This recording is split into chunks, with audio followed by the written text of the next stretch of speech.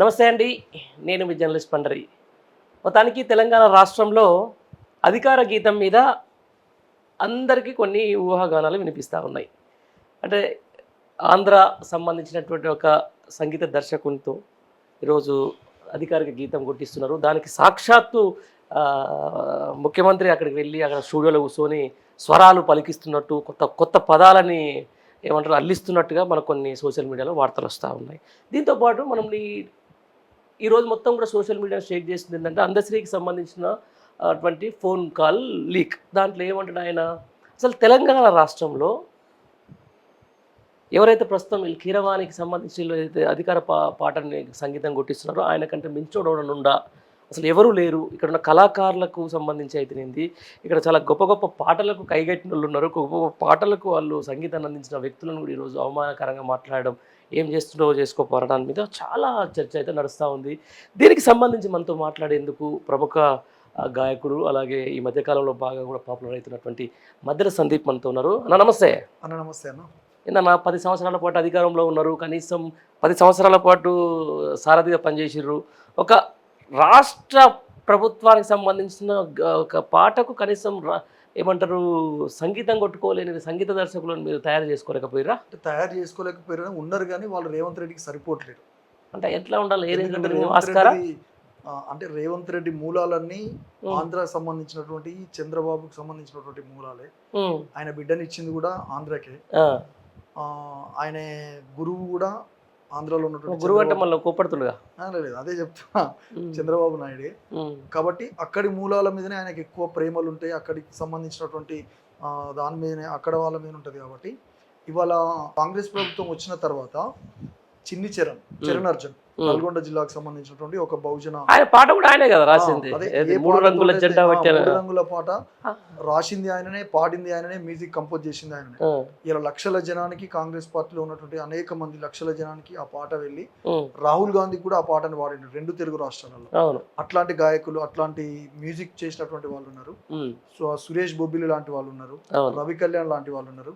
తెలంగాణ ఉద్యమంలో అసైదుల హారతి, ఉస్మానియా క్యాంపస్ లో ఇట్లా వందలాది వేలాది పాటల్ని కంపోజ్ చేసినటువంటి రవి కళ్యాణ్ ఉన్నాడు. ఇప్పుడు కొన్ని వందల మిలియన్స్ వ్యూస్ చేస్తున్నటువంటి మన ఇప్పుడు ఎదుగుతున్నటువంటి మదీను, కళ్యాణ్, బోలే షావలి, ఎవరి పాటలు పాడుకొని, ఎవరి పాటల మ్యూజిక్ డైరెక్షన్ చేసుకొని, ఎవరి లిరిక్స్ తోటి అయితే కాంగ్రెస్ పార్టీ ఇవాళ అధికారంలో వచ్చిందో, ఇవాళ వాళ్ళ పాటలు పనికి రాకుండా పోయినాయి అనేది నాకున్న అభిప్రాయం. అది రేవంత్ రెడ్డి కాబట్టి.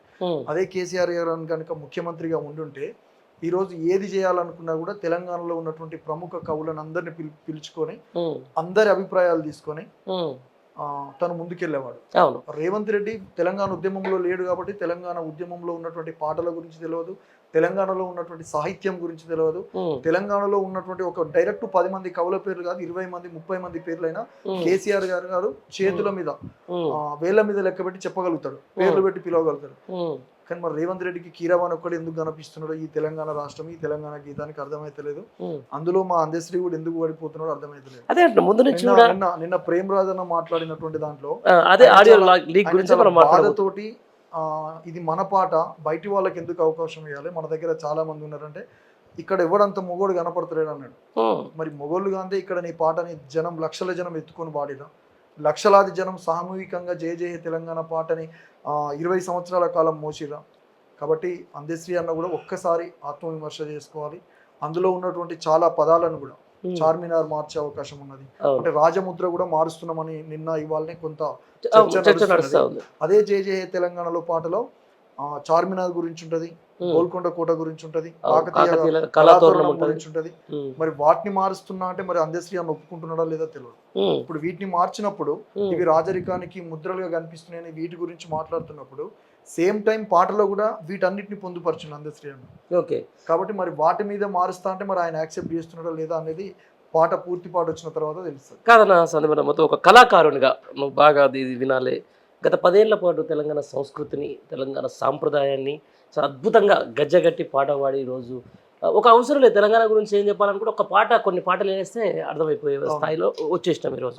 ఇట్లాంటి వ్యక్తి ఇదే ఉద్యమ కాలం నుంచి కూడా ఈ జయ జయ తెలంగాణ అనేది ఒక తెలంగాణ యావత్ ఓన్ చేసుకున్న తర్వాత దానికి ఒక అధికార రూపం ఇచ్చేందుకు కొంచెం ఎక్కువ ఉండాలి, అది 6:30 నిమిషాలు ఏముంటుంది పాట పడితే, కాబట్టి ఒక 2.5 నిమిషాలు కుదించాలి అనుకునేటప్పుడు ఆ రోజు ఇదే ఇప్పుడున్నటువంటి కుహన మేధావి తరం ఏమేమి మాట్లాడిందంటే, పాట తీసేస్తారా, అలాకెళ్ళి పదాలు తీసేస్తారా, అంటే మీకు దళితుడు రాసినటువంటి పాట మీద ఇంత గౌరవం లేదా అన్న ఇదే మేధావులు ఈరోజు మొత్తం దానికి లిరికే మారిపోయింది. మన తెలంగాణ ఫ్లేవరే లేకుండా పోయి వేరే సంగీతం కాడికి వచ్చింది. దీన్ని ఎట్లా చూడొచ్చు?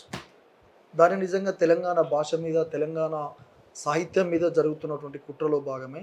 ఎందుకంటే ఆ పాటలో పోతనది పురిటిగడ్డ, రుద్రమది వీరగడ్డ, గండర గండడు కొమరం భీముడే నీ బిడ్డ, కాకతీయ కళా ప్రబల కాంతి రేఖ రామప్ప, గోలుకొండ నవాబుల గొప్ప వెలుగే చార్మినారు, జై తెలంగాణ, జై జై తెలంగాణ, జానపద జనజీవన జవలీలు జాలువార, కవి గాయక వైతాళిక కలల మంజీరాలు, జాతిని జాగృత పరిచే గీతాల జనజాతర, అనునిత్యం మా గానం, అమ్మ నీవే మా ప్రాణం, జై తెలంగాణ, జై జై తెలంగాణ, సిరి వెలుగులు విరజిమ్మే సింగరేణి బంగారం, అనువనువున కనిజాలే నిహితనువుకు సింగారం, సహజమైన వన సంపద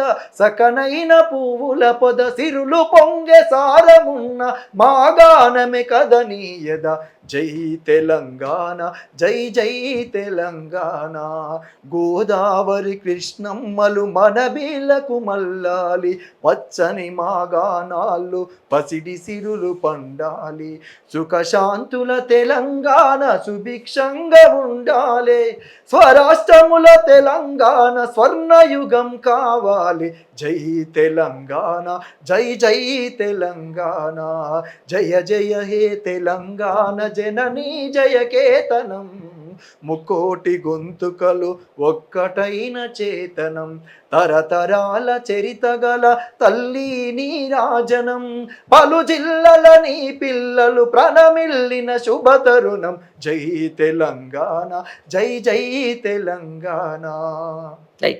ఇంకా ఈ పాటలో ఇంకా మార్పులేందో చేర్పులేందో వాస్తవానికి అన్ని ఉన్నాయి. ఇదే పాటని ఈ 10 సంవత్సరాల కాలంలో కేసీఆర్ గారు ముఖ్యమంత్రిగా ఉన్నప్పుడే అధికారిక గీతం కాకపోవచ్చు కానీ అధికారిక ప్రతి ప్రభుత్వ కార్యాలయాల్లో వాళ్ళ డైరీస్లలో ఉన్నది, వాళ్ళ క్యాలెండర్లలో ఉన్నది, ప్రతి కార్యాలయాలలో. కాబట్టి మరి మార్పులు ఏముంటాయో చేర్పులు ఏముంటాయో పాట వచ్చిన తర్వాత ఎందుకు మరి ఇప్పుడున్న గవర్నమెంట్కి అసలు చార్మినార్ చూస్తేనేమో అసలు ఏదో చండాలం చూసినట్టు, ఇటు కాకతీయ కళాతోరణం చూస్తేనేమో దాన్ని ఏదో మలినాన్ని చూసినట్టు, మొత్తం అట్లా అస్తిత్వమే లేకుండా చేసే ప్రయత్నంలో ఉన్నారు. ముఖ్యమంత్రి అయిన తర్వాత కేసీఆర్ గారి ఆనవాళ్ళు లేకుండా చేస్తామనడానికి ఇప్పుడు ఆయన చేస్తున్నటువంటి మార్పులు చేర్పులే. కానీ మరి సెక్రటేరియట్ లో కూడా కూర్చుంటున్నాడు పొద్దున్న లేస్తే, దాంట్లో కూడా మార్పులు చేర్పులు చేయొచ్చు కదా. అదే మరి అంటే ఇది అన్ని కేసీఆర్ గారు పొందుపరిచినాయి కదా. ఇప్పుడు గోల్కొండ కావచ్చు, ఇవన్నీ అంటే గోల్కొండ మీద తను జెండా ఎగిరేషన్ ముఖ్యమంత్రి అయిన తర్వాత రాజముద్రలో కాకతీయ కళాతోరణం పెట్టిండు, చార్మినార్ పెట్టిండు. అవును, అంటే తెలంగాణ ఏదైతే అస్తిత్వం ఉందో, తెలంగాణ సాంప్రదాయం ఏదైతే ఉందో ముందు నుంచి కూడా దానికి గౌరవం ఇచ్చుకున్నారని చెప్పవచ్చు. రైట్. దీంతో పాటు ఈరోజు ఇది అందశ్రీ గారికి సంబంధించినట్లు, అంటే మనం ముందు నుంచి ఆయన ఉద్యమకారుడు, చాలా పెద్ద వ్యక్తి, ఆయన పాటను ఇంత మంచి మనం ఇప్పుడే పాడుకున్నాం. కానీ కొన్ని కాంట్రవర్సీలు ఇప్పుడు చక్కన మనకు ఇదంతా ఆయన ఒక ఫోన్ కాల్ లీక్ అయిన తర్వాత ఆయన మీద ఒక నెగిటివ్ ప్రాస్పెక్టివ్లోకి వెళ్ళిపోయాడు. అంటే ఆయన ఈ అధికార గీతానికి కోసం, తన కీర్తి కోసం, అంటే నేను ఇంత గొప్ప పాట రాసినందుకు ఇది కీరవాణి అయితే, ఒక ఆస్కార్ లెవెల్లో అయినటువంటి కీరవాణి అయితేనే న్యాయం చేయగలుగుతాడు, వీళ్ళంతా దీనికి పనికిరారన్న యాంగిల్లో తీసుకొని వస్తున్నాడు అనేది ఒకటి వాదన అయితే వినిపిస్తూ ఉంది. దీంట్లో ఎంతవరకు కరెక్ట్? అంటే ఆయన కీర్తికి కీరవాణి కూడా తోడైతే ఇక ఆయన పెద్ద నా పాట ఇంకా కీరవాణి తోడైతాడని అనుకున్నప్పుడు అదే ఆస్కార్ రావడం కోసము ఇదే తెలంగాణ బిడ్డ రాహుల్ సిప్లిగంజ్ ఉన్నాడు. అవును, ఆయనతో కూడా ప్రయత్నం చేయొచ్చు వాస్తవానికి. కాబట్టి మరి రాహుల్ సిప్లిగంజ్ ని పాడిస్తలేరని నేను అనుకుంటున్నాను. ఎందుకంటే తెలంగాణ మన బహుజన కులాలలో పుట్టినటువంటి ఒక బిడ్డాడు కాబట్టి, బీసీ బిడ్డ కాబట్టి కొంత అక్కడ కూడా ఆలోచించాలి ఇప్పటికైనా ఆ పాట విషయంలో. ఎందుకంటే పాటను కొత్తగా చేయాల్సిన పని లేదన్న, గతంలో చేసినటువంటి పాటనే మొదలు ఈ పాటని చేయాలనుకున్నప్పుడే, జయ జయ తెలంగాణ పాటని మొట్టమొదటిసారి రికార్డింగ్ చేయాలనుకున్నప్పుడు బాలసుబ్రహ్మణ్యం గారితో పాడించాలని అప్పుడు ఉన్నటువంటి రసమై బాలకృష్ణ పెద్దలు కేసీఆర్ గారు వీళ్ళందరి నిర్ణయం మేరకు బాలసుబ్రహ్మణ్యం గారిని అడిగారు. తను అప్పుడు పాడనంటే ఆ వాయిస్కి దగ్గరగా ఉన్న వాయిస్ ఎవరని కొంత పరిశోధన చేసిన టైంలో రామకృష్ణ గారితో పాడించడం జరిగింది. ఆ పాటనే ప్రజలలోకి చాలా పెద్ద ఎత్తున వెళ్ళిపోయింది. లక్షలాది మంది, వందలాది మంది, వేలాది మంది ఆ పాటను ఓన్ చేసుకొని సామూహికంగా ఎక్కడికక్కడ ప్రజలు ఆ పాటతోటి ఉద్యమంలో పాల్గొన్నారు. ఇంకా దాన్ని ఇప్పుడు కొత్తగా చేసి వాళ్ళు ప్రకటించారు, దానికి సంతోషం. ఖచ్చితంగా మేము దానికి ఈ ప్రభుత్వానికి కృతజ్ఞతలు చెప్పడానికి మేము సిద్ధంగా ఉన్నాం ఒక కళాకారునిగా. కానీ ఏ పాట కోసము, ఏ సంస్కృతి, ఏ సాంప్రదాయాల కోసము, ఏ దేనికోసమైతే తెలంగాణ ఉద్యమం జరిగిందో మా తెలుగు తల్లికి మల్లె పూదండ అనే పాటని మనం చాలా అద్భుతంగా వేదికల మీద వాళ్ళకు మనకున్న తేడా అయిందని చెప్పుకున్నాం. ఇవాళ అటువంటి పాట మీదనే మళ్ళొక్కసారి ఆంధ్రలో ఉన్నటువంటి కీరవాణి గారితో, కీరవాణి సంగీతం అంటే మాకు అందరికి చాలా పెద్ద గౌరవం సినిమాల వరకు, కానీ తెలంగాణ పాటని ప్రపంచంలోనే నిలబెట్టినటువంటి గొప్ప గొప్ప సంగీత కళాకారులు తెలంగాణలో ఉన్నారు. ఇవాళ నీ పాటను చేసినటువంటి చరణార్జున్ కావచ్చు, బోలే షావాలి కావచ్చు, రవి కళ్యాణ్ అన్న కొట్టినటువంటి వందలాది పాటలు తెలంగాణ కావచ్చు, ఇట్లా చాలా మంది ఉన్నారు. యశో కృష్ణ, ఇట్లా చాలా మంది ఉన్నారు. వీళ్ళతో ఒక ప్రయత్నం చేయొచ్చు. లేదు కాకపోయినా నష్టం లేదు, ఎందుకంటే పాట జనంలో వెళ్ళిపోయింది. అది కాదు, ఇప్పుడు నాకు ఒక సింపుల్ ఒకటి నేను అడుగుతా.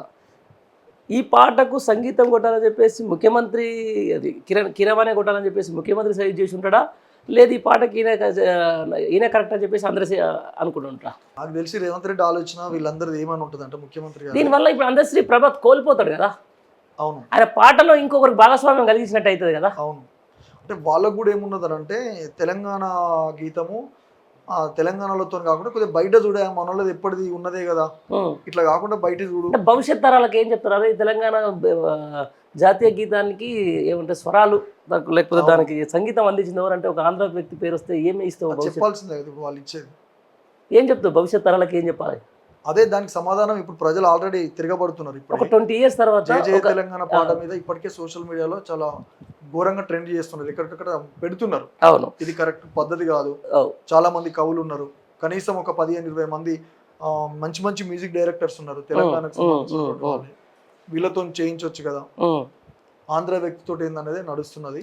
ఓకే, దీనికి సంబంధించి కూడా ఇంకొకటి సోషల్ మీడియాలో బాగా వైరల్ అవుతా ఉంది. జయ తెలంగాణకు సంబంధించి గతంలోనే పప్పు నారాయణాచార్యులు అని చెప్పేసి రాసింది, ఆయన తీసుకున్నటువంటి పాటని అందశ్రీ కాపీ కొట్టినారని చెప్పేసి ఒకటి, అది ఎంతవరకు కరెక్ట్? లేదన్న, అందశ్రీ గారు రాసినటువంటి పాటని, కాకపోతే తెలంగాణ ఉద్యమం టైంలో మార్పులు చేర్పులు పాటను ఇంకొద్దిగా డెవలప్ చేద్దామనే సందర్భంలో ఈ పాటలో కేసీఆర్ గారి చాలా పదాలు ఉన్నాయి. తన స్వహస్తాలతో రాసినటువంటి పేపర్ ఇప్పటికీ ఉంది. ఎవరు? కేసీఆర్ గారు. ఎస్, తను పక్కన కూర్చొని చాలా మొన్న దళిత బంధు ప్రాజెక్టు పాటలు నడిచినప్పుడు కూడా చాలా పాటలకు కేసీఆర్ గారే అట్లా తెలంగాణ ఉద్యమం టైంలో చాలా పాటలు, మొన్న జేబోలో తెలంగాణ సినిమా కూడా 1-2 పాటలలో కేసీఆర్ గారు గారెడి చేస్తుండ్రు, గడిబిడి చేస్తున్నారు. ఈ పాట కూడా సార్ రాసినటువంటి పాట. కాబట్టి సాహిత్యం మీద చాలా గొప్పగా పట్టున్నటువంటి వ్యక్తి కేసీఆర్ గారు తెలంగాణ. అందుకనే మీకు ఇన్ని పాటలు వచ్చినాయి అంటే కూడా కేసీఆర్ గారికి సాహిత్యం మీద మంచి పట్టు ఉన్నది కాబట్టి ఇన్ని పాటలు వచ్చినాయి. ప్రతి పాట బయటికి వచ్చిన తర్వాత వచ్చే ముందు తను ఒకసారి మొత్తం చూస్తాడు. ఇప్పుడు మొన్న నేను రాసినటువంటి వద్దురా నాయని కాంగ్రెస్ పాలన, అందులో ఏరి కోరి చేసుకున్న మొగుడు ఎగిరెగిరి దన్నినట్లు, అది సార్ పెట్టినటువంటి పదం అంతే. కాబట్టి ఇది వద్దురా నాయన ఇప్పుడు మీరు రాసిన దానికి సార్ అంటే ఎట్లా సజెస్ట్ చేసింది మీకు? నేను దేశపతనకు పంపిస్తే అన్న వాళ్ళు సార్తో కూర్చొని కొంత మార్పులు చేర్పులు చేసింది సార్. అందులో చాలా పదాలు సారే మార్పులు చేర్పులు చేసింది. గ్రేట్. కాబట్టి జయ తెలంగాణలో కూడా అందశ్రీ అన్నతో పాటు పెద్ద సారు పదాలు ఉన్నాయి అందులో.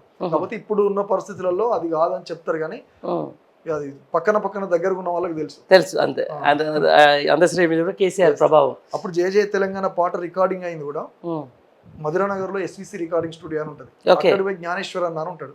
మీరు నా ఇంటర్వ్యూ అయిపోయిన తర్వాత ఏదైనా సందర్భం వచ్చినప్పుడు అక్కడ కూర్చొని ఆయన అక్కడ కూర్చొని, ఆయన సౌండ్ ఇంజనీర్ గా జరిగింది అప్పుడు. ఓకే, అప్పుడు డైరెక్ట్ రామకృష్ణ గారు వాడిన పాట. ఇప్పటికి కూడా అది మా మనసులో ముద్ర ఉంటుంది. గొంతు అంటే ఒక భగవద్గీత చెప్పినటువంటి గొంతు అది. సో ఇదంతా పక్కన పెట్టేసుకుందాం. అయితే ఈరోజు తెలంగాణ కళాకారులకు సంబంధించి కూడా కొంతమంది మీద కక్ష సాధింపులు పెట్టేసి వాళ్ళు సాంస్కృతిక సారం నుంచి తీసేసిండ్రు, వాళ్ళకి ఇబ్బంది పెడతా ఉన్నారు అనేది ఒక వాదన అనిపిస్తుంది. ఎందుకంటే నువ్వు కూడా ఒక సంస్కృత సారథి కాబట్టి. అవునా? నిజమా? నిజమే. అంటే కేసీఆర్ గారు తెలంగాణ రాష్ట్రం వచ్చిన తర్వాత కళాకారులకు చాలా గొప్ప మనసుతోటి భారతదేశంలోనే ఎవ్వరు చేయనటువంటి ఒక గొప్ప ప్రయత్నం చేసిండు. అది 550 మంది కళాకారులని, ఇప్పుడు 583 మంది, అందులో నేను ఒక మైనస్ అయినా. కేసీఆర్ గారు మైనస్ అయినా అంటే మీరు స్వచ్ఛందంగా తప్పుకున్నావా లేకపోతే సస్పెండ్ చేశారు? సస్పెండ్ చేశారు. ఏ కారణం చేత? కరీంనగర్ కథనబేరులో నేను వెళ్ళిన, అప్పటికి ఎలక్షన్ కోడ్ లేదు ఏం లేదు, కానీ సేమ్ టైం అంటే బీఆర్ఎస్ ప్రభుత్వం ఉన్నప్పుడు కూడా ఇందులో ఉద్యోగం చేసుకుంటే చాలా మంది కళాకారులు కూడా కొంత బయట పనిచేసారు, వేరే పార్టీలో కూడా ఏ ఒక్కరు కూడా చిన్న డిస్టర్బెన్స్ చేయలేదు, సస్పెండ్ చేయడం జరగలేదు, జీతాలు ఆపడం జరగలేదు. కానీ మళ్ళీ కాంగ్రెస్ ప్రభుత్వం వచ్చిన తర్వాత నేను ఒకటే స్టేజ్ ఎక్కిన కరీంనగర్ ఎక్కడంతో అదే రోజు సాంస్కృతిక సారథి కళాకారుల సదస్సు జరిగింది రవీంద్ర భారతిలో. జూపల్లి గారు వెంటనే టీవీలో చూస్తూ వెంటనే ఇటు నన్ను అటు అయ్యోనివా అవ్వనివా తెలంగాణకి తోటి పాలోనివా అని తేరు విజయక్క అసలు వేదిక మీద పాట కూడా వాళ్ళు ఫస్ట్ స్టేజ్ ఎక్కింది అంతే. తేరు విజయక్కని వెంటనే సస్పెండ్ చేసి వెంటనే అదేం లేదు, ఏం లేదు. ఆయన మాకు ఇచ్చినటువంటి సస్పెండ్ ఆర్డర్లో కూడా చూపించారు. ఏంది మన టీవీ మాధ్యమాల ద్వారా చూడడం వల్ల మంత్రి గారి ఆదేశాల మేరకు మిమ్మల్ని తక్షణమే విధుల నుండి సస్పెండ్ చేస్తున్నాం అంతే అంతే. దాని మీద ఫర్దర్ నేను చూద్దాం ఏం జరుగుతుందో, ఒక 6 నెలల వరకు అయితే అవకాశం ఉంటుంది కదా అని కొంత అవుట్ రైట్లో మొదటి నుంచి కొంత కాంగ్రెస్ వైపు కాకుండా బీఆర్ఎస్ లో మొదటి నుంచి ఉన్నటువంటి వాడిని. తెలంగాణ ఉద్యమంలో కూడా నేను ఎన్నడూ కాంగ్రెస్ వేదికకి పాట వాళ్ళే, బీజేపీ వేదికకి పాట వాళ్ళే. ఉన్నదనంటే బీఆర్ఎస్ పార్టీ, మిగతా ఉద్యోగ సంఘాలు, ప్రజా సంఘాలు, దళిత భోజన సంఘాలతోటి నా జర్నీ ఉన్నది. ఓకే, కాబట్టి ఇటువైపు ఉండే అవుట్ రైట్ లో పనిచేద్దామని పార్టీకి అటాచ్ అయ్యి పనిచేస్తున్నాం. పనిచేస్తారు. రైట్, అంటే ఏమన్నా పొలిటికల్ ఎజెండా ఉందా సందీప్ కు? ఏముంటదన్న, ప్రస్తుతానికి అయితే పని చేసుకుంటూ పోతున్నాం, తర్వాత ఏం జరుగుతుంది అనేది ఉంటది కదా. ఏం లేదన్న, ప్రజెంట్ బీఆర్ఎస్ పార్టీ కోసం ఒక కళాకారుడిగా అది మంచైనా చెడైనా అవతలి పార్టీ అవతల ఉన్నటువంటి ప్రభుత్వం ఎన్ని నిర్బంధాలు పెట్టినా అవుట్ రైట్ లో పాటతోనే నా పోరాటం ఉండాలని నేను అనుకుంటున్నాను. ఎట్లా ఇప్పుడు మొత్తానికి ఈ 10 ఏళ్ల పాటు సాంస్కృతిక సారథి విషయానికి వచ్చే వరకు చాలా బ్రహ్మాండంగా నడిచింది, మంచి మంచి పాటలు. సాంస్కృతిక సారథిలో ఈ 10 ఏళ్ల కాలంలో ఆల్మోస్ట్ స్టేట్ టీంలో ఉండి ఎక్కువ కార్యక్రమాలలో నేను, నాతో పాటు ఇంకా అనేక మంది మిత్రుల ఉండి పనిచేశాను. ఓకే, నిజానికి ఈసారి గవర్నమెంట్ వస్తే కొంత మా పర్మనెంట్ చేసి కొంత జీతాలు పెంచే ఆలోచన ఉండే. కానీ రీసెంట్ గా మొన్న జరిగిన ఒక మీటింగ్ లో మంత్రి మన పొన్నం ప్రభాకర్ అని ఒక మాట ఏదో అన్నాడంట, 550 మంది ఫలాలని 5,000 మందికి పంచుతాం మేము. అంటే వచ్చే 24,000 జీతంలో ఈ 580 మంది ఫలాలని 5,000 మందికి పంచుతాం, గిట్ల ఉండదు మాదని మాట్లాడిందంట.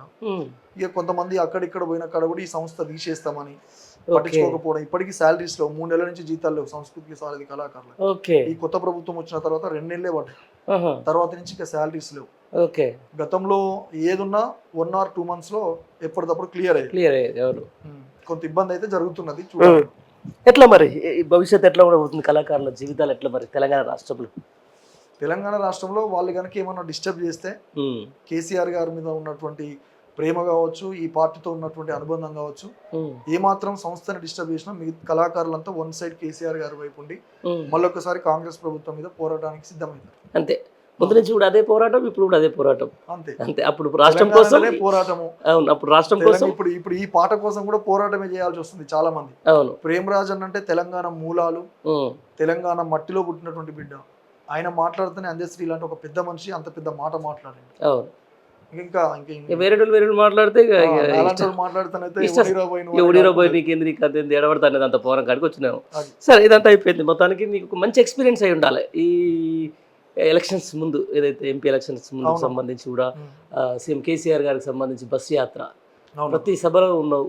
ప్రతి సభలో అంటే మేము కూడా దాంతో ట్రావెల్ అయినాం, మీరు కూడా ట్రావెల్ అయినరు, అందుకు దగ్గర చూసిండ్రు. ఎట్లా ఉంది జన స్పందన? మంచిగా ఉందన్న, బాగున్నది. నాకు తెలిసి భారతదేశంలోనే ప్రభుత్వం ఏర్పడినాక 2 నెలలు 3 నెలలు 4 నెలల లోపు ఇంత వ్యతిరేకత వచ్చినటువంటి ప్రభుత్వం ఏదైనా ఉందంటే మన తెలంగాణలో ఇప్పుడున్న కాంగ్రెస్ ప్రభుత్వం.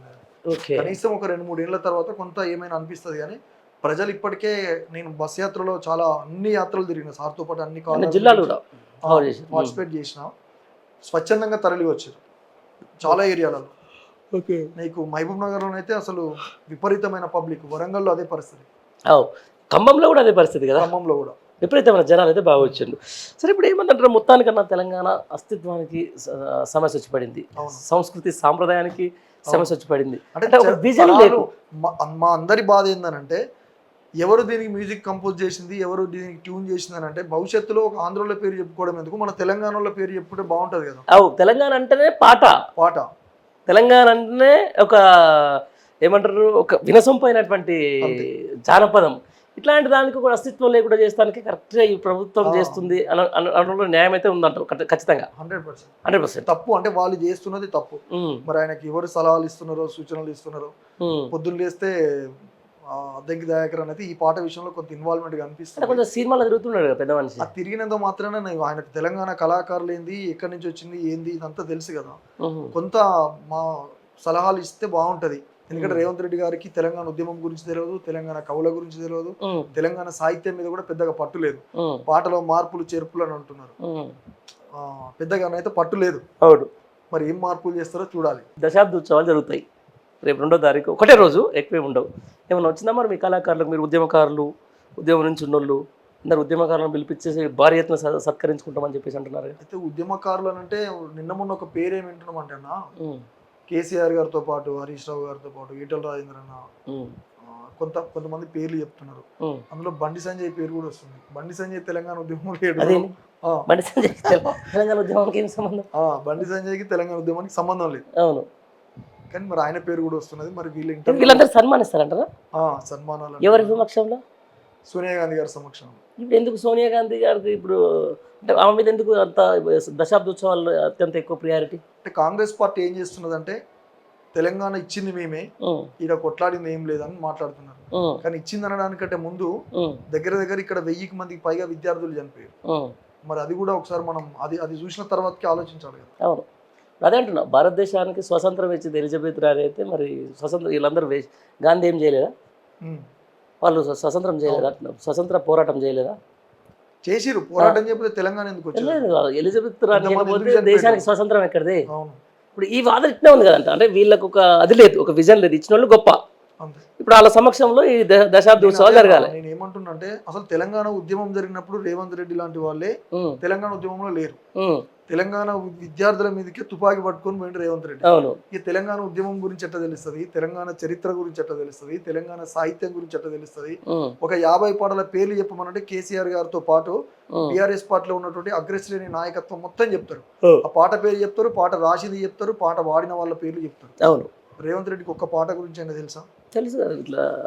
ఏదో అంటే సెంటిమెంట్ తోటి నేను రాగానే ఒక దళిత భోజనం రాసినటువంటి గీతాన్ని రాష్ట్ర గీతం చేసిన సానుభూతి కోసం తప్ప దాంట్లో మళ్ళా బయట నుంచి తీసుకొచ్చినటువంటి దాంట్లో సానుభూతి ఏముందన్నా? ఇప్పటిదాకా తెలంగాణ రాష్ట్ర గీతాన్ని రచించిన అందశ్రీ అని అనుకున్నాం ప్రజలు. మనం అంటున్నాం రేపటి నుంచి ఏం చేస్తారు, కీరవాణి కంపోజ్ చేసిన సాంగ్ కనుక పోతుంది. ఎందుకంటే ఒక గ్లోబల్ వైజ్ గా కొంచెం అది ఉంటుంది కాబట్టి అస్తిత్వం పోతున్నట్టే కదా.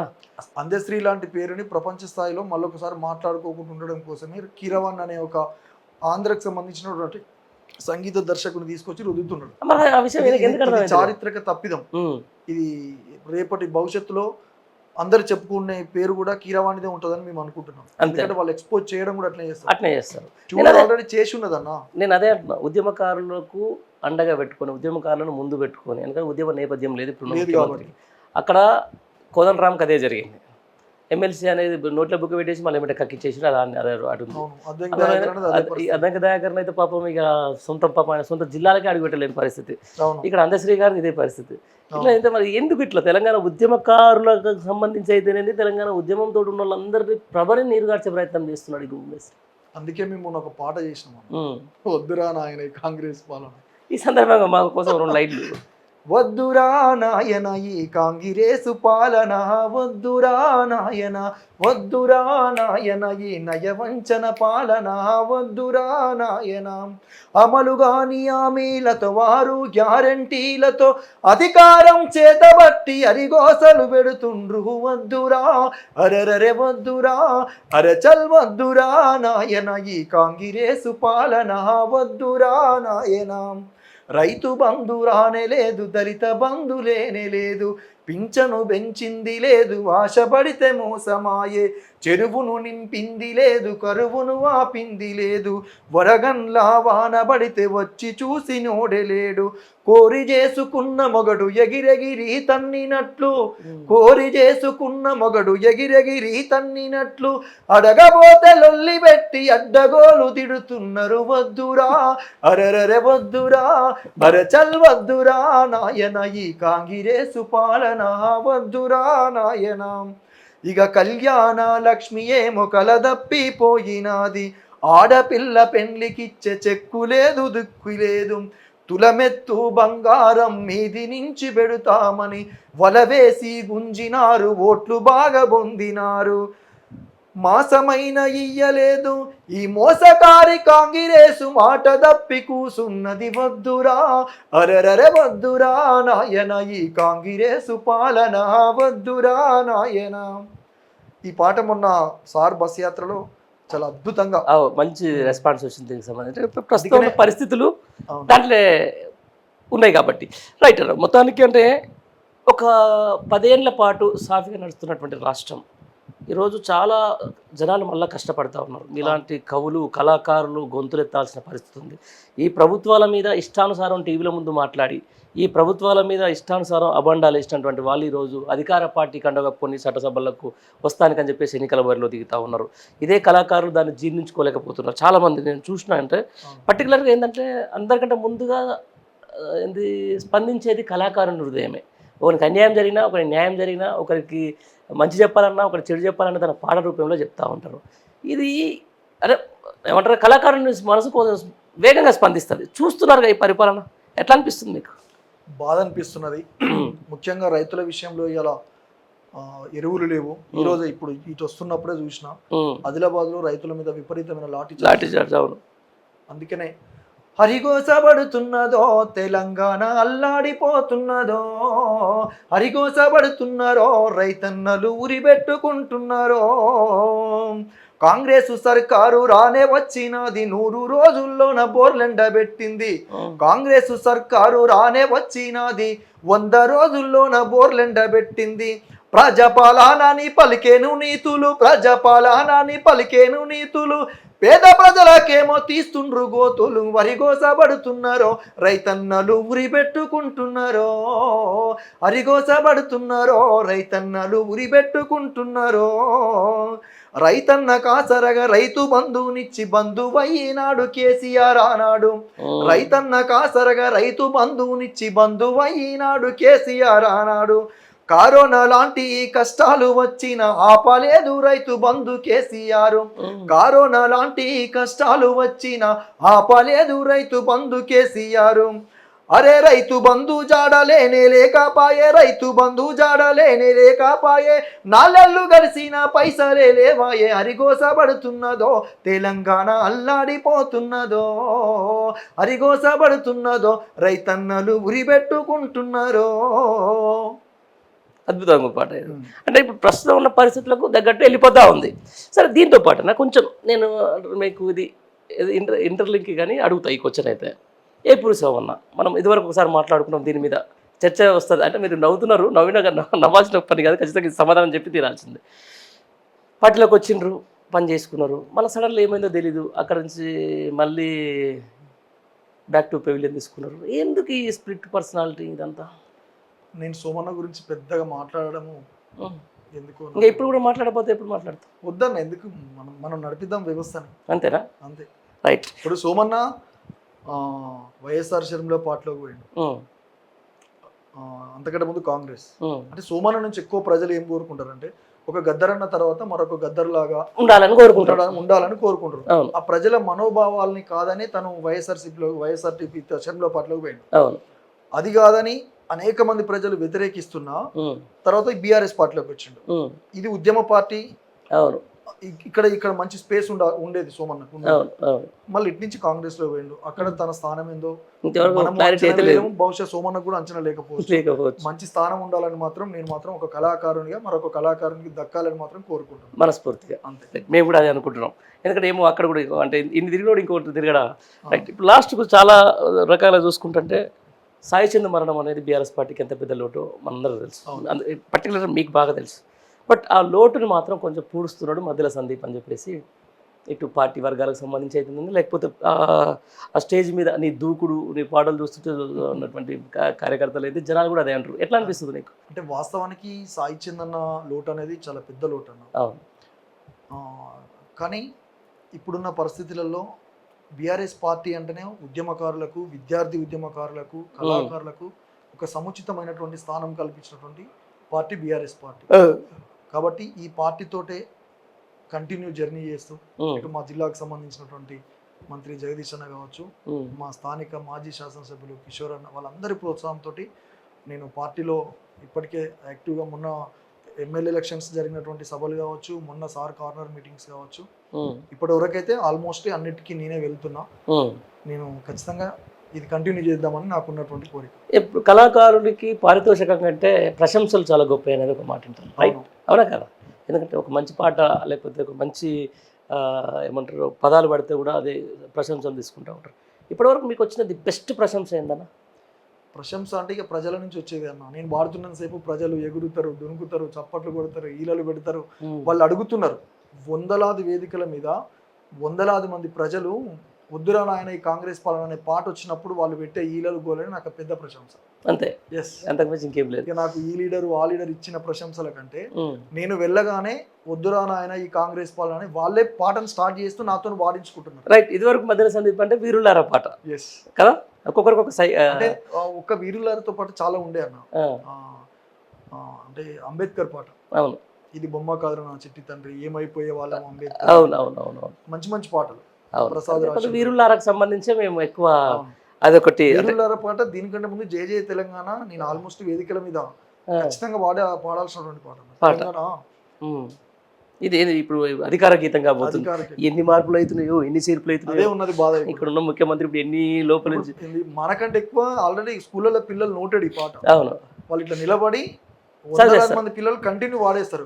వాళ్ళకి వచ్చింది తిప్పల, ఈయన ఏ మార్పులు ఏ చేర్పులు చేస్తున్నాడో అర్థమైతే ఆంధ్ర పదాలు తీసుకొచ్చి పెడుతున్నాడా, లేకపోతే మా అందశ్రీ అన్న పదాలని ఉంచుతున్నాడా ఇందులో, లేకపోతే ఇంకెవరి అన్న తీసుకొచ్చి పెడుతున్నాడా అర్థం కాకుంటున్నది. అంతేనా?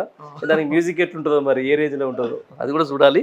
చూద్దాం, మంచిదే కదా. ఏ జరిగినా కూడా సరే మంచిగా ఉంటే అందరూ యాక్సెప్ట్ చేస్తాడు. మంచిగా ఉంటే అంటే మంచిగానే ఉంటుందని నేను కీరవాణి అంటే నాటే జోక్, మంచి సంగీత దర్శకుడు. కానీ ఇక్కడ తెలంగాణ ఫ్లేవర్ తెలియదు కదా, ఫ్లేవర్ పోతుంది. కానీ ఇప్పుడు లాస్ట్ టైం కవితక్క వాళ్ళు కూడా బతుకమ్మ పాట చేయించారు, సురేందర్ అన్న రాసినటువంటి పాట, ఏఆర్ రెహమాన్ తో చేయించారు. కానీ దానికంటే ముందు చేసిన పాటలు ఇప్పటికి ప్రజలలో ఉన్నాయి. అది లేదు, ఆయనకు ఆ తెలంగాణకు ఉన్నటువంటి కల్చర్ మీద వాటి మీద వాళ్ళ స్టైల్ వాళ్ళకు ఉంటుంది. మన డప్పుకు వాళ్ళ తబలకు ఏమైనా సంబంధం ఉంటుందా? అది కూడా వాస్తవమే కదా. అంటే ఇక్కడే అర్థం మన మన ఫ్లేవర్ అంతా కూడా డప్పు నుంచి వచ్చినటువంటి ఇది ఉంటుంది కాబట్టి. రైట్. దీంతో పాటు ఈ గ్యాప్లో సాంస్కృతిక సారథికి సంబంధించిన దాంట్లో కూడా ఇంతవరకు ఒక క్లారిటీ అయితే లేదు. అంటే గవర్నమెంట్ నుంచి ఇంకెవరు సారదో తెలియదు, ఇంకా సంబంధించిన శాఖ మంత్రి కూడా మీరు పోయి ఎప్పుడు కలిసింది లేదు, రిప్రజెంటేటివ్ కూడా ఇచ్చింది అయితే కానీ వాళ్ళు కూడా అక్కడ ఉన్న మంత్రులు ఎమ్మెల్యేలు వాళ్ళందరూ ఎట్లా చూస్తారంటే సంస్కృతికే సారథి అంటేనే బీఆర్ఎస్ పార్టీకి ఒక వారధి అంటారా, మీరంతా బీఆర్ఎస్ పార్టీ కళాకారులు కదా అని కొద్దిగా మా ఊళ్ళని జర ఇన్సల్ట్ గా మాట్లాడడము, తక్కువ చేసి మాట్లాడడము, ఇబ్బంది పడుతున్నారు. దాని మీద ఏమాత్రం వాళ్ళు బ్యాక్ స్టెప్ తీసుకుంటే మాత్రం ఏ పాటతోటైతే తెలంగాణ రాష్ట్రాన్ని తెచ్చుకున్నామో మళ్ళీ అదే పాటతోటి సంస్కృతిక సారథిని ఎక్కడ చిన్న డిస్టర్బ్ చేసినా అదే పాటతోటి మళ్ళీ కాంగ్రెస్ ప్రభుత్వాన్ని కూలగొట్టడం అనేది ఖాయం. ప్రజలు చూస్తుంటే ఎందుకంటే పాటకున్న బలం ఏందో ప్రజలకు తెలుసు, అందరికి తెలుసు. కాబట్టి ఆ పాటని కనుక ఇప్పుడు చాలా మందికి నెలకు వచ్చి 24,514 రూపాయలే, అది చాలా పెద్ద అమౌంట్ అన్న. గ్రామీణ ప్రాంతాలలో ఉండే చాలా మంది కళాకారులు కొంత జీవనోపాధి కల్పించండి కేసీఆర్ గారు. వీలైతే పెంచాలి దాన్ని. 24,000 ఉండదాన్ని ఒక 50,000కు 60,000కు పట్టుకపో. కానీ దాన్ని మొత్తమే కూల్ చేస్తామంటే అంటే ఇప్పుడిప్పుడే వినిపిస్తున్నది సారథి మొత్తమే ఎత్తేస్తారట, తీసేస్తారంట అని. అంతే అక్కడ వాళ్ళు కాంగ్రెస్ పార్టీకి సంబంధించిన తెలిసి మంచి స్పోక్ పర్సన్స్ అంటున్నారు, ఇష్టం లేదు మీ సంస్థని ఉంచడం, పెద్దగా ఇంట్రెస్ట్ లేదు అని మాట్లాడుతున్నారు.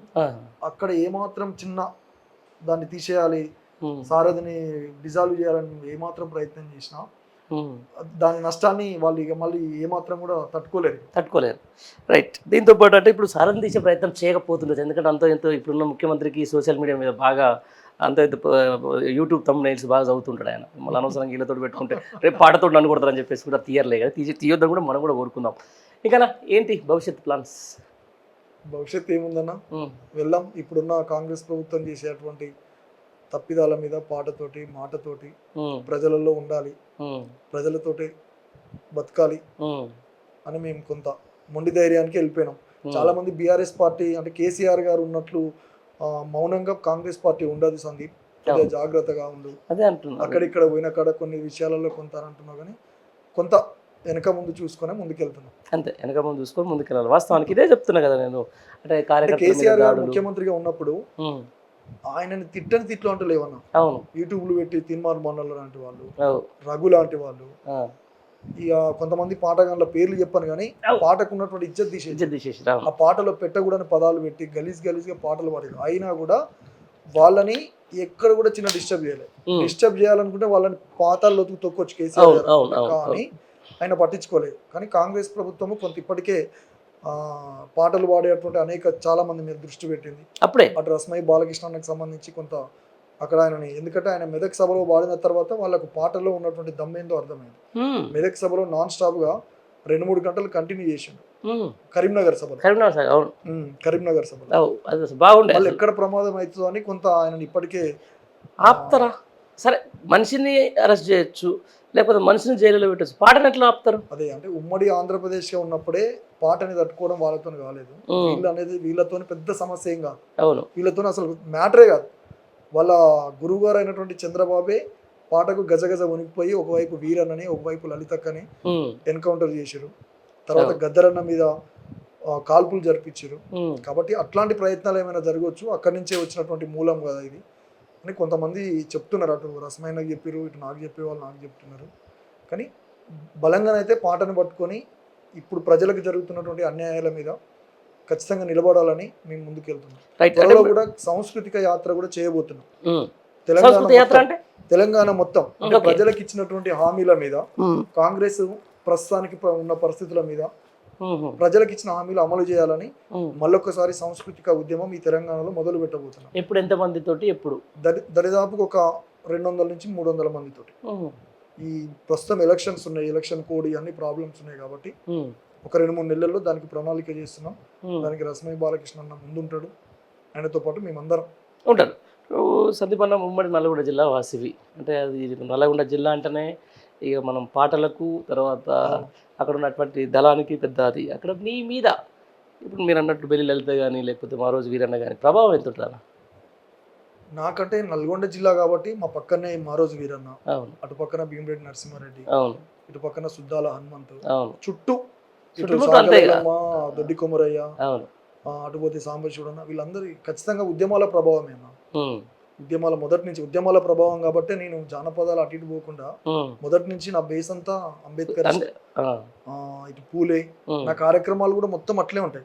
నేను ఫోక్ ఈవెంట్ చేసినట్టు అట్లా ఏమి ఉండవు. ఉన్నా కూడా వెళ్తే తప్పదు అని వాళ్ళ ప్రేమ కోసం వెళ్లాల్సిందే. అక్కడ కూడా మళ్ళీ గివే పాడతాను. అంతే, ఈ సాంబశివుడు పాటలు, ఈ లలితక్క పాటలు, ఈ అంబేద్కర్ పాటలు గివే పాడతా. అక్కడ కూడా నాతో కాదు, అంటే జానపదం అని వాళ్ళు నన్ను అడిగారు. బహుజనవాదం ఎక్కువ, అంతే అంతే, బహుజనవాదం ఉండాలి. అంటే ఇప్పుడు అంటే రేపు ఒక విమర్శ చేస్తారు, అంటే బహుజనవాదం అంటాడు సందీప్, మొత్తం వాడేది అగ్రకులాలకి అని చెప్పేసి. మరి దానికి ఎట్లా పడుతుందన్న? అంటే ఏ పార్టీ అగ్రకులం మాట చెప్తున్నా కదా.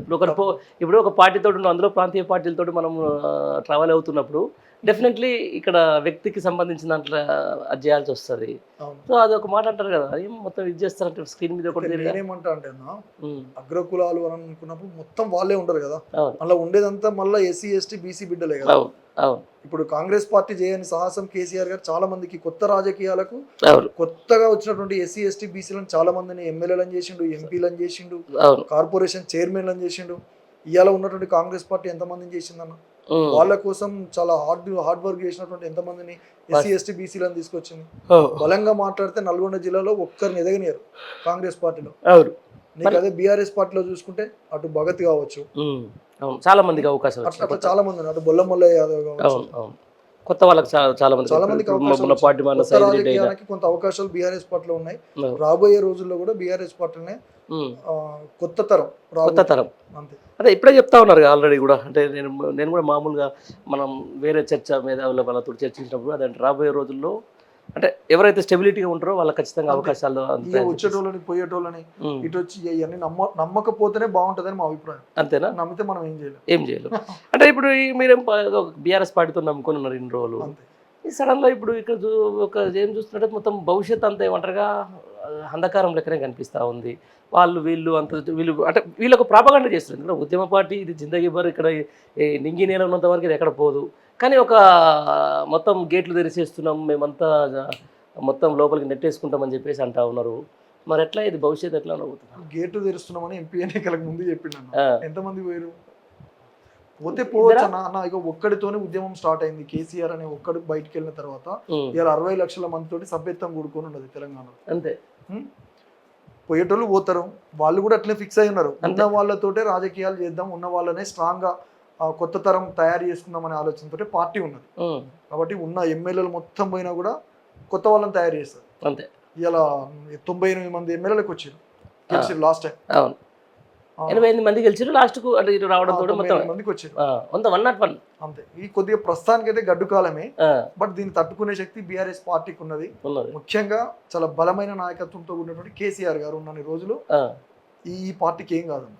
తర్వాత ఆయన అందించినటువంటి వారసత్వం కూడా అంతే బలంగా నిలబడుతుంది. ఎందుకంటే అటు ఇటు పోయిన వాళ్ళ పరిస్థితి కొత్త నాయకత్వం అబ్జర్వేషన్ చేస్తున్నది కాబట్టి కొంత ఉంచుతారు, ఇబ్బంది ఏముండదు. ఇంత ట్రావెల్ అవుతున్న సందీప్కు భవిష్యత్తులో లేకపోతే మీ పార్టీ అధినేత పిలిచి ఏదైనా చట్టసభలో స్థానం ఇస్తా అంటే చేస్తావా లేదా? ఇస్తాన్న తర్వాత ఎవరైనా ఎందుకు అవకాశం ఎక్కడి నుంచి చేసే అవకాశం చూస్ చేసుకున్నావా? అరే విజన్ ఉండాలి. విజన్ లేకపోతే మనం ఏం ఎక్స్పెక్ట్ చేయలేమన్నా. నేను జస్ట్ కళాకారుని, తర్వాత ఆలోచిద్దాం. విజన్ ఉండాలి కదా అంటున్నా. ఆ విజన్ లేదన్న, ప్రజెంట్ వెళ్ళిపోదాం. నేనేమనుకుంటా అంటే నాకు తెలిసిన సందీప్ ఒక పాటగాడే కదా, అందుకని ముందు ఒకసారి కొంచెం ప్రజాప్రతినిధి కూడా కావాలని అనుకుంటా. తప్పేముంది? నీ అభిమానులు అనుకుంటా తప్పేముంది? అంటే లాస్ట్ టైం యాక్చువల్గా జెడ్పీటీసీ అవకాశం ఉండే కిషోర్ అని ఈసారి చేద్దాం అన్నాడు. నా ఆలోచన ఏంటంటే ఆడ మహిళ ఉంది, జనరల్ మహిళ ఉంది.